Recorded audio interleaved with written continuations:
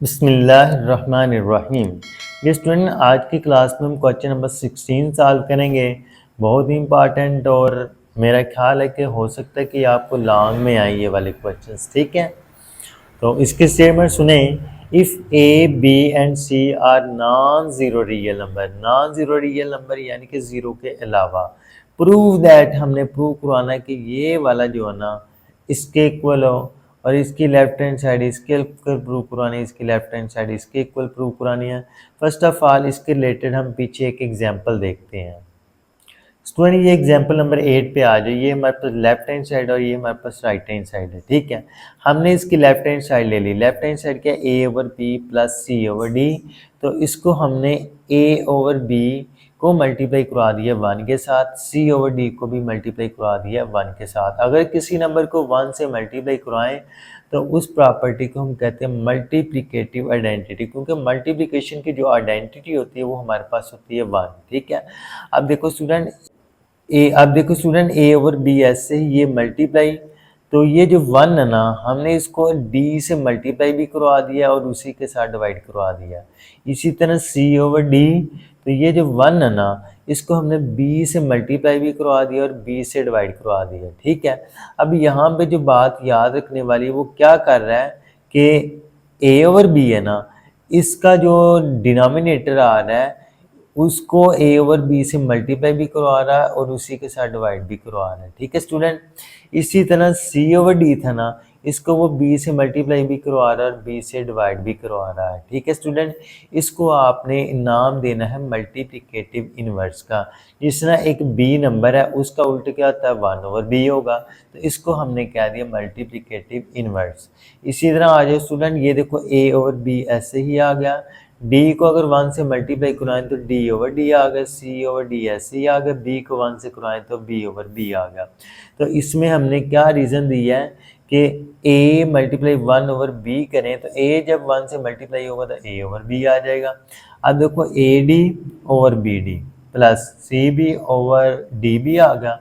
तो इसकी हमने क्या रीज़न दी? Rule of product of fraction. इसकी आपने क्या रीज़न देनी है? यहाँ पे आपने प्रोडक्ट कर लेना है, rule of product of fraction. ठीक है, rule of product of fraction क्या था कि ऊपर वाला नंबर ऊपर वाले से मल्टीप्लाई हो जाता है, नीचे वाला नीचे वाले से मल्टीप्लाई हो जाता है। ठीक है स्टूडेंट, आगे देखो स्टूडेंट, ये देखो A D over B d, b c over, हमने क्या कर दिया, बी डी हमारे पास पहले था डी बी, मैंने बी को पहले लिख दिया, डी को बाद में लिख दिया। तो ऐसी प्रॉपर्टी जिसमें हम ए बी को आगे पीछे करें आंसर पे कोई फर्क ना पड़े, उसको हम कहते हैं कम्यूटेटिव प्रॉपर्टी। क्या कहते हैं उससे? Commutative property. अब बाजू ए डी ऐसे ही मल्टीप्लाई 1 ओवर बी डी कर दिया, बी सी ऐसे ही मल्टीप्लाई 1 ओवर बी डी कर दिया। तो ये रीज़न आपको पता है इसका। अब इन दोनों में हमने क्या किया, 1 over B d 1 over B d को बाहर निकाल दिया, तो अंदर क्या रह गया हमारे पास? A D plus B C. इसको हम कहते हैं डिस्ट्रीब्यूटिव प्रॉपर्टी। अब देखो ए डी प्लस बी सी को 1 से मल्टीप्लाई कराएंगे तो ये ऊपर आ जाएगा और नीचे ये आ जाएगा। तो यही चीज़ स्टूडेंट हमने प्रूव करवानी थी। ये एग्जाम्पल आई होप आपको क्लियर होगी। अब हम चलते हैं इसके क्वेश्चंस की तरफ। तो जी स्टूडेंट, ये हमारे पास है A over B is equal C over D if and only if A D किसके इक्वल है? बी सी के। ठीक है, तो मैंने क्या किया, इसकी जो लेफ्ट हैंड साइड है ना ए ओवर बी, इसको मल्टीप्लाई करवा दिया लेफ्ट साइड पे बी डी से, और इसकी राइट साइड पे भी मल्टीप्लाई करवा दिया बी डी से। ठीक है, बी डी आपने कैसे, बी डी से ही क्यों करवाया हमने?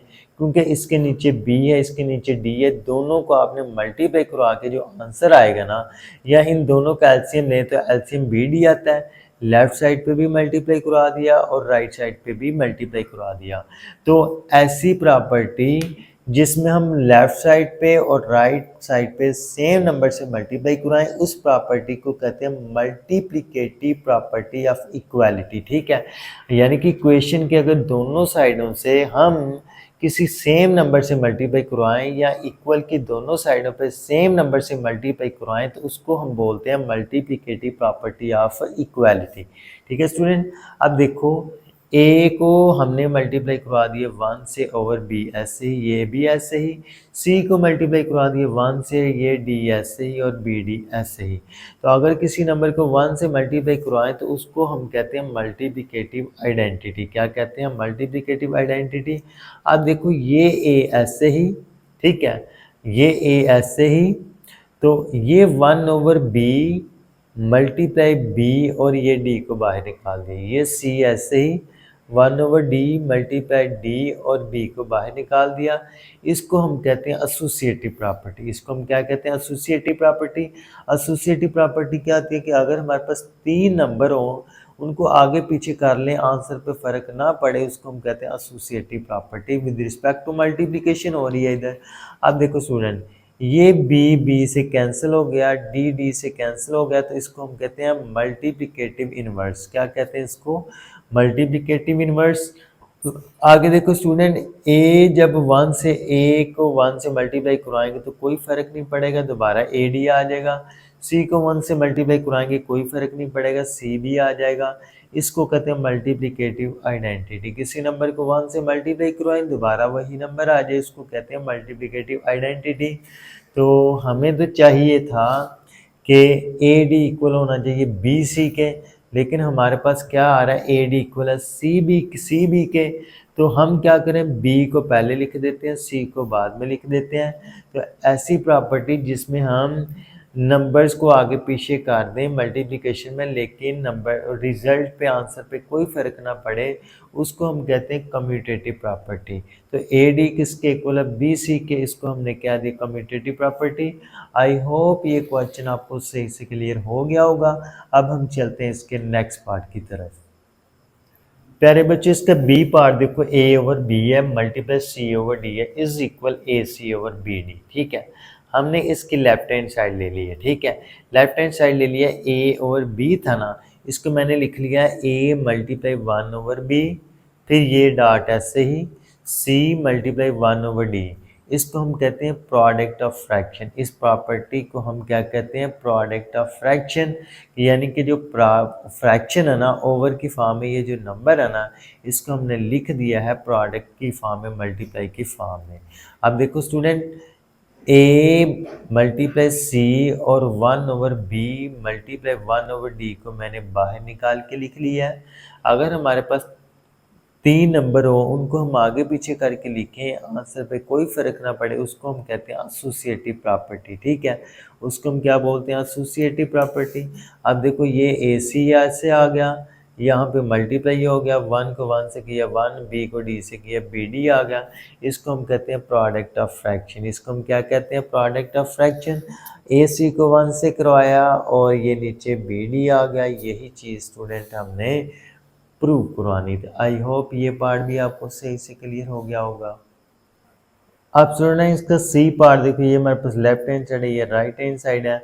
हम इसकी लेफ्ट हैंड साइड लेंगे और राइट लेके आएंगे। देखो स्टूडेंट, ये हमारे पास ए ओवर बी है प्लस सी ओवर डी है। तो मैंने इसको कैसे लिख लिया? A multiply 1 over B, C multiply 1 over B. इसको हम कहेंगे प्रोडक्ट रूल ऑफ फ्रैक्शन। अब देखो, इन दोनों में कॉमन निकल है हमारे पास 1 ओवर बी।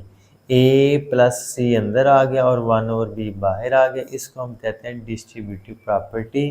तो ये ए ओवर सी ऐसे ही, जो 1 ओवर बी है ना, इसको मैंने इसके नीचे लिख दिया है। यही हमारे पास राइट हैंड साइड है। तो स्टूडेंट, आई होप आपको ये क्वेश्चन सही से क्लियर होंगे। वीडियो अच्छी लगी इसको लाइक शेयर और चैनल को सब्सक्राइब कीजिए। ओके, अल्लाह हाफिज़।